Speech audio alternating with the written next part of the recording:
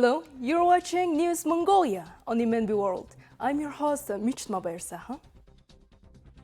On the News Mongolia today, the 10th Olamatra Dialogue on Northeast Asian security commences.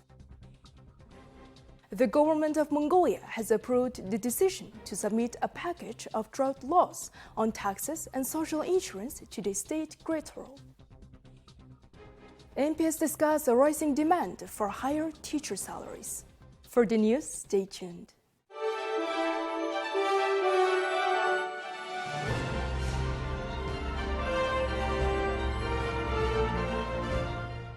Co-organized by the Ministry of Foreign Affairs of Mongolia and the Institute for Strategic Studies of Mongolia, the 10th Olamatra Dialogue International Conference on Northeast Asian Security officially opened on June 5, 2025. The two-day conference brings together over 230 scholars, researchers, and delegates from more than 40 countries, including Australia, the UAE, the United States, the United Kingdom, Oman, Iceland, Canada, Estonia, France, and several Northeast Asian countries. Mongolia has consistently promoted dialogue in the region since the 1980s and formally launched the Olamatra Dialogue on Northeast Asian Security Initiative in 2013. Since 2014, the international conference has been held as part of Mongolia's peaceful, open, independent, and multi-pillar foreign policy. The dialogue has evolved into a recognized international platform to address regional security issues, propose solutions, and foster trust.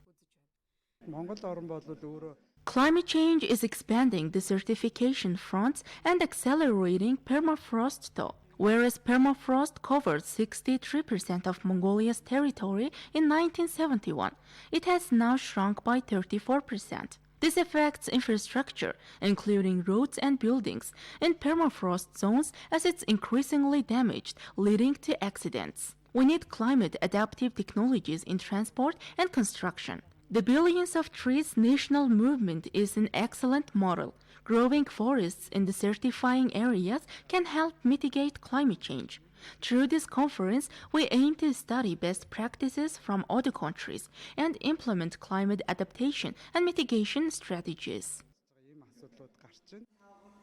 In her opening remarks, Foreign Minister Patsitsuk Batmukh highlighted the importance of dialogue, cooperation, and mutual understanding in addressing the complex security challenges facing the region, and encouraged participants to actively share their perspectives. This year's Olamatra Dialogue features 5 thematic sessions, focusing on security challenges and opportunities in Northeast Asia, multilateral cooperation in the region, the link between climate change and security, regional cooperation between Northeast and Central Asia, and energy challenges in the context of climate change.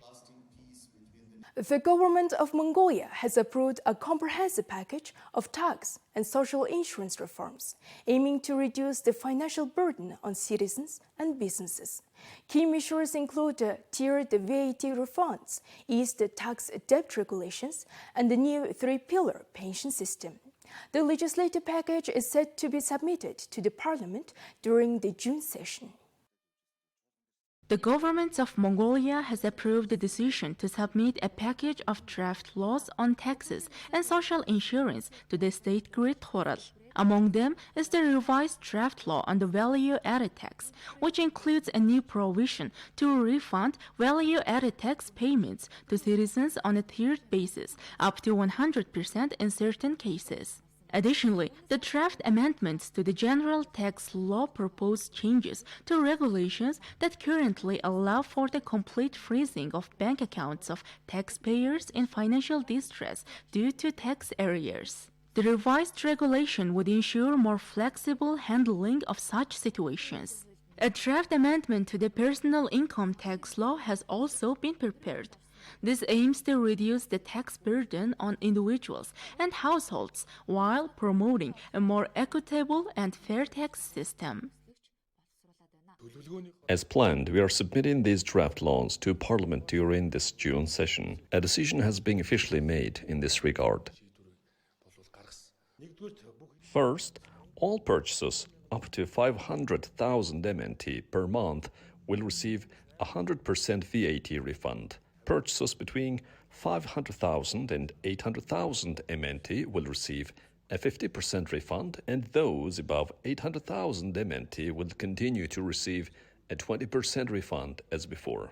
The income threshold for simplified tax reporting based on operational revenue will be raised to 400 million MNT, allowing more individuals to benefit from tax relief. The corporate tax threshold for the 25% tax rate, currently set at 6 billion MNT, will be increased to 10 billion MNT.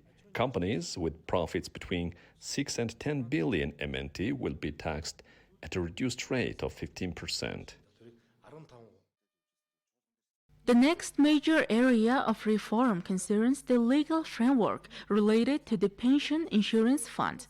Notably, the government is working to ensure that senior citizens can benefit from multiple sources of pension income. In this context, the government has decided to submit both the draft law on private pension savings and proposed amendments to the comprehensive social insurance law to Parliament.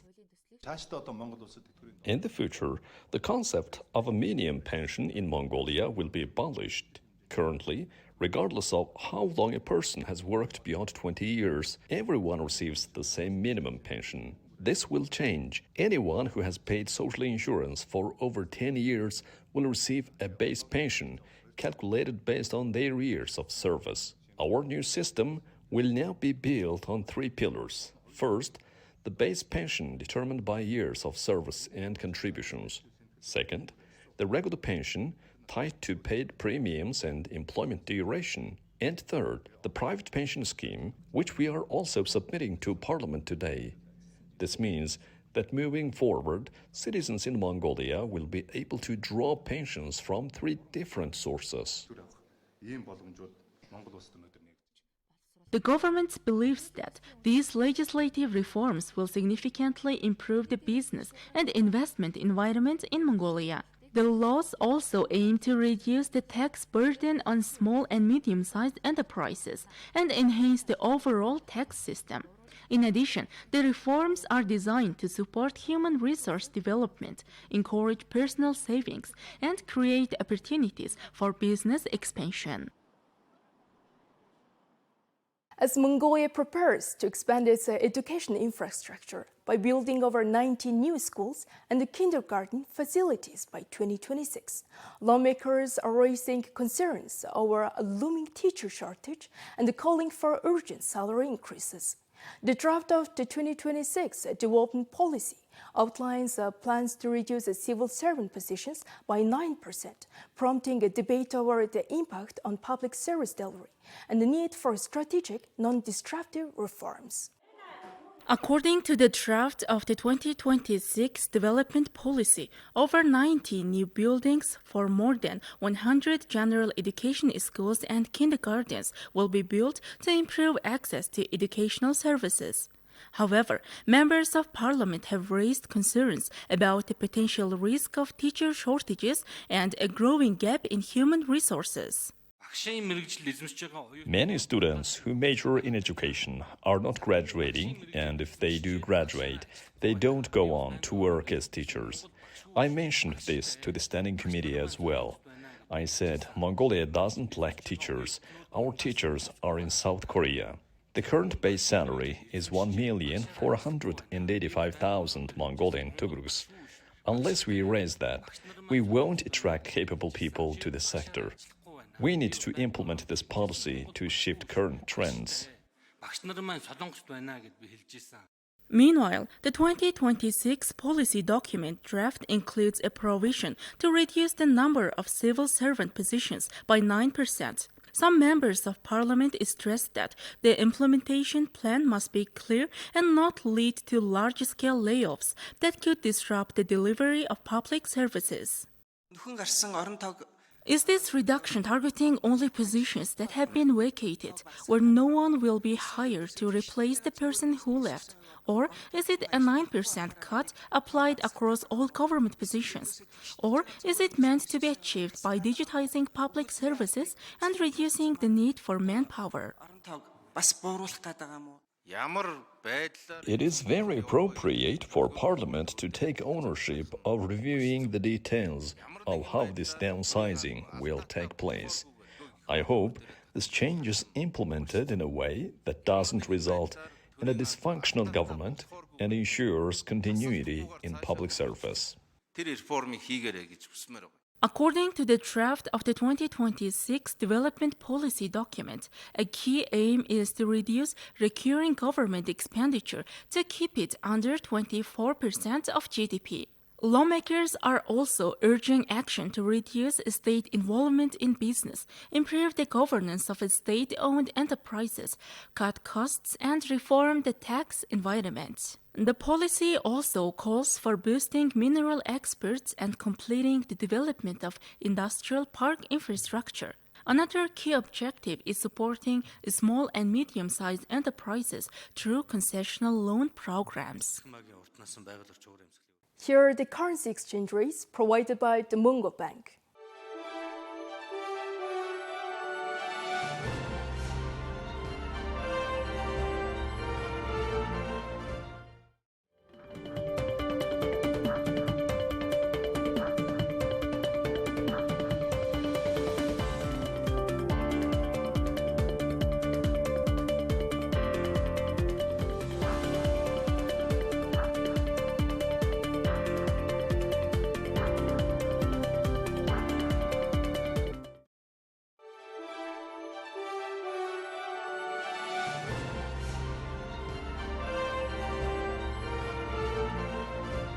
Now, let's bring you international news in partner with major news agencies worldwide.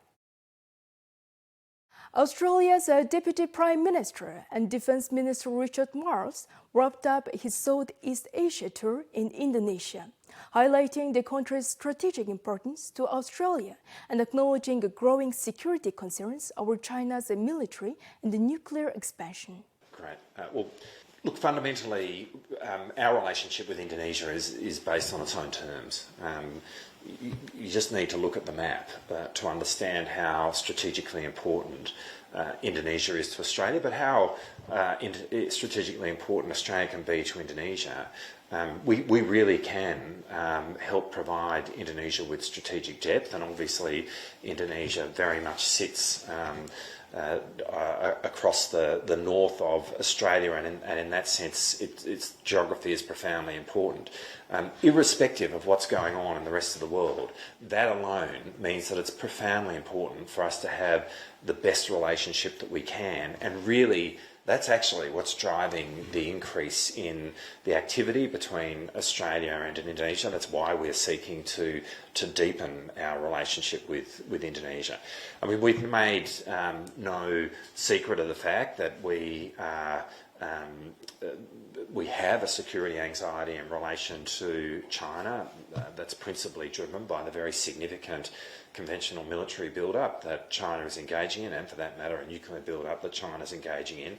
We've made that clear to China itself. It does shape how we think about the strategic landscape that we face. Well, look, clearly Australia will determine its own defence spending based on our own national interest. We understand the American view, and I've said that, but it's also, I mean, America understands that we will determine our defence spending based on our own strategic interest, and we've made that very clear. In fact, we've increased our defence spending considerably already.